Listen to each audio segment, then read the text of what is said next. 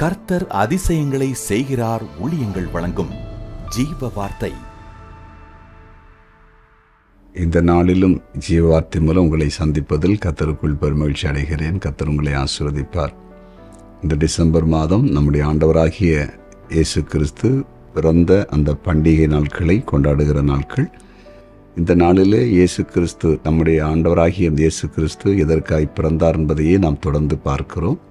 இன்றைக்கு ஆண்டவர் உங்களோடு கூட பேச போகிறார். முதலாவது, பிறந்த நாளை காண்கிறவங்களை வாழ்த்துகிறேன். திருமண நாளை காண்கிற குடும்பங்களையும் வாழ்த்துகிறேன். கர்த்தர் உங்களை ஆசீர்வதிப்பார். மத்தேயு சுவிசேஷம் 4வது அதிகாரம் 1வது வசனம். அப்பொழுது இயேசு பிசாசினால் சோதிக்கப்படுவதற்கு ஆவியானவராலே வனாந்தரத்திற்கு கொண்டு போகப்பட்டார். ஆவியானவராலே வனாந்தரத்திற்கு கொண்டு போகப்பட்டார். இன்றைய ஜீவார்த்தையின் தலைப்பு, ஆவியானவரால் நடத்தப்பட பிறந்தார். இன்றைய ஜீவார்த்தையின் தலைப்பு, ஆவியானவரால் நடத்தப்பட பிறந்தார்.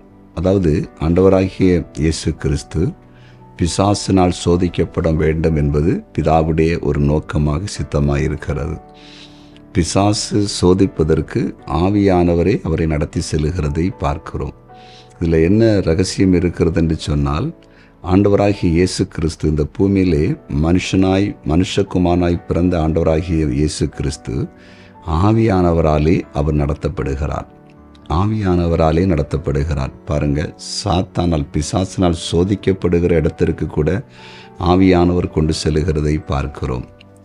பாருங்கள், இந்த உலகத்திலே நாம் பார்க்கும்போது, குறிப்பாக ஊழிய பாதையிலே கூட ஆவியானவரால் நடத்தப்பட்ட அநேகரை நாம் பார்க்க முடியும். ஆவியானவரால் நடத்தப்பட்ட ஒரு மனிதன், அதாவது பிலிப்பு. அந்த பிலிப்பு ஆவியானவராலே, அதாவது கந்தாகிய மந்திரியுடைய அந்த இரதத்திலே ஏறி உட்கார்ந்து கொள்ளும்படிக்கு நடத்தப்படுகிறார். அதன் நிமித்தம் சுவிசேஷத்தை தெளிவாய் சொல்லி அந்த மனிதனை ஞானஸ்நான சத்தியத்துக்குள்ளே நடத்தி கர்த்தருக்குள் கொண்டு வந்திருக்கிறதை பார்க்க முடியும். அதே போல எலியாவை ஆவியானவர் தான் நடத்தினார். அதனால்தான் எலியா பரலோகத்துக்கு எடுத்துக்கொள்ளப்பட்ட நேரத்திலே அங்கே இருக்கிற மக்கள் சொல்லுகிறார்கள், ஆவியானவர் சில வேளையிலே அவரை மலைகளிலோ வேறு எங்கேயாவது கொண்டு போயிருப்பார்னு சொல்லுகிற ஒரு செய்தி அந்த 2 ராஜாக்கள் புஸ்தகத்திலே எழுதப்பட்டிருக்கிறது. இப்படி ஆவியானவராலேயே நடத்தப்பட்ட தேவ மனிதர்களும் இந்த பூமியிலே இருந்ததாகத்தான் வேதம் தெளிவாய் சொல்லுகிறது. பேதுருவையும் ஆவியானவர் நடத்தினார். அதாவது கொர்நேலியு அனுப்பின ஆட்களோடு கூட சந்தேகப்படாமல் போவதற்கு சொன்னது பரிசுத்த ஆவியானவர் என்று வேதம் தெளிவாய் நமக்கு சொல்லுகிறது. இயேசு கிறிஸ்து ஆவியானவரால் தானும் நடத்தப்படுவதை இந்த உலகத்துக்கு சொல்வதற்கும், இந்த உலகத்திலே வாழுகிற மனிதர்களும் ஆவியானவரால் நடத்தப்படுவார்கள் என்பதை நமக்கு தெரிவிப்பதற்கு அவர் பிறந்தார். ஜெபிப்போமா? ஜெபிக்கலாம். ஆண்டவரே, இன்றைக்கு நீர் பேசின வார்த்தைகளுக்காய் ஸ்தோத்திரம். இந்த உலகத்திலே எங்களைப் போல மனுஷ சாயலிலே பிறந்த எங்கள் ஆண்டவராகிய இயேசு கிறிஸ்து ஆவியானவராலே வனாந்தரத்திற்கு கொண்டு போகப்பட்டதை பார்க்கிறோம். ஆவியானவரால் நீர் இந்த பூமியிலே பிறந்த பொழுது நடத்தப்பட்டீர். நீர் பிறந்த நோக்கம் ஆவியானவரால் நடத்தப்படுவதற்கு என்பதையும் நாங்கள் கண்டுபிடித்தோம். அதற்கு நன்றி.